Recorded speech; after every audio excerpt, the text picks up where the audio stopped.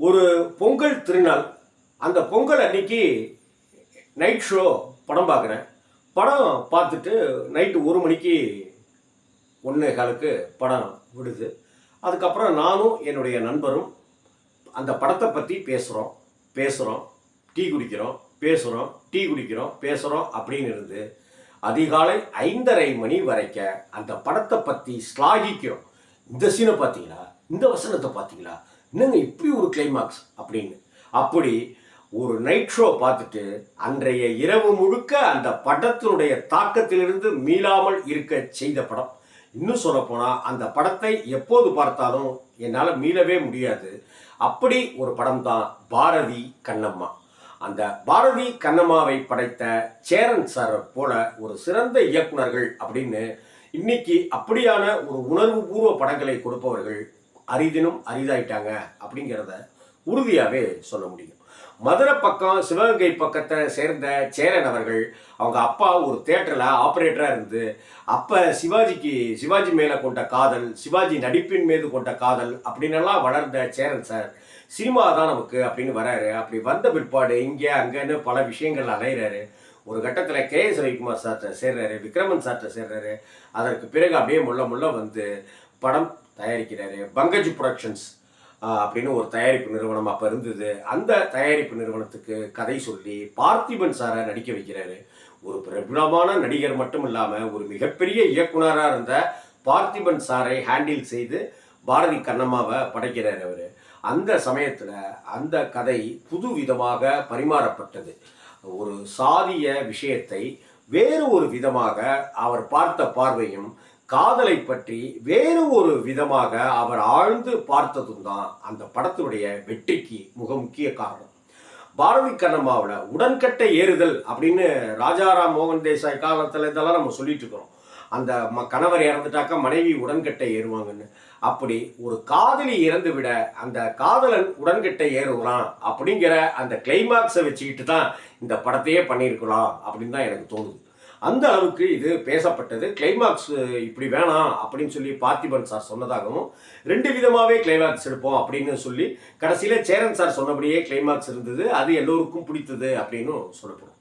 பாரதி கண்ணம்மாவுக்கு பிறகு அந்த பொங்கலுக்கு பாரதி கண்ணம்மா வருது. அதே வருடத்தில் சேரன் சாருடைய இன்னொரு படமும் வருது. வழக்கம் போல அந்த தீபாவளி திருநாளில் இரவு காட்சி படத்துக்கு போயிட்டு நானும் என்னுடைய நண்பன் நாகராஜும் அந்த படம் பார்த்துட்டு இதே போல தான் விடிய பேசி புலம்பிக்கிட்டே இருந்தோம். அந்த அளவுக்கு தாக்கத்தை ஏற்படுத்தியவர் சேரன் அவர்கள்.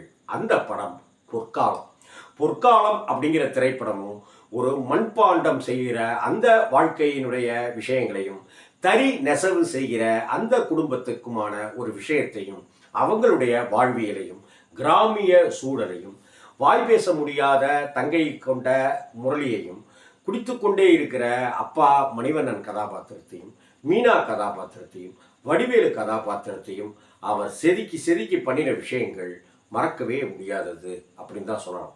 இன்னும் சொல்லப்போனால் அதெல்லாம் ஒரு பொற்காலம்னு சொல்லுவோம்ல, அப்படி பொற்காலம் மாதிரி ஒரு திரைப்படம் வருவது கூட ஒரு பொற்காலம் தான். அந்த பொற்காலமும் மிகப்பெரிய தாக்கத்தை ஏற்படுத்திச்சு. இந்த படமும் கூட கிளைமாக்ஸ் ட்விஸ்டுக்காகவே அந்த படம் ஏகோபித்த பாராட்டுகளை பெற்றது.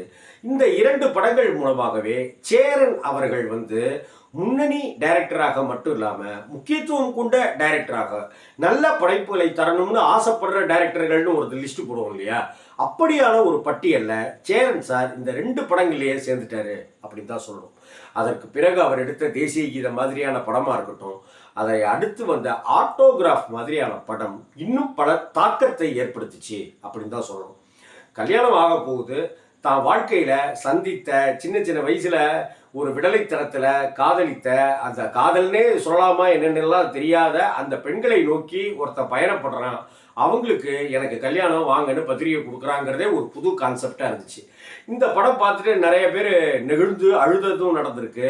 இதே போல் நான் காதலித்த அன்னைக்கு காதல்னு நினச்சிட்டு இருந்தேன், அந்த பெண்களுக்கெல்லாம் பத்திரிகை கொடுப்பேன் அப்படின்னு சொல்லி பத்திரிகை கொடுத்தவர்களும் இருக்கிறார்கள். ஏப்பா, இது ஒரு ஆண் காதலிச்சுட்டான், கல்யாணம் பண்ணிக்க போகிறான், அவன் தன்னுடைய காதலியவா தேடி போய் பத்திரிக்கை வைக்கிறான்.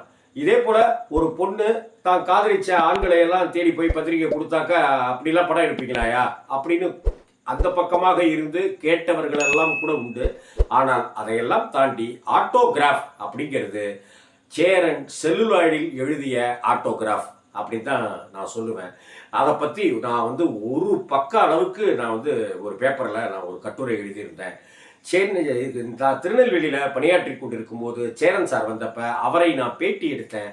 அதெல்லாம் மறக்க முடியாத தருணங்கள் அப்படின்னு தான் சொல்லணும்.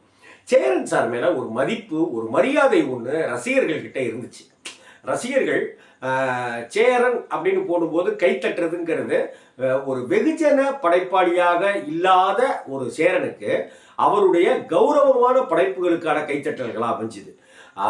பொற்காலத்தில் முரளியை வைத்து எடுத்தவர், பாரதி கண்ணம்மாவில் பார்த்திபன் சாரை வைத்து எடுத்தவர், ஒரு சமயத்தில் 2 பேரையுமே இணைத்து வெற்றி கொடி கட்டு அப்படிங்கிற படம் எடுத்தார்.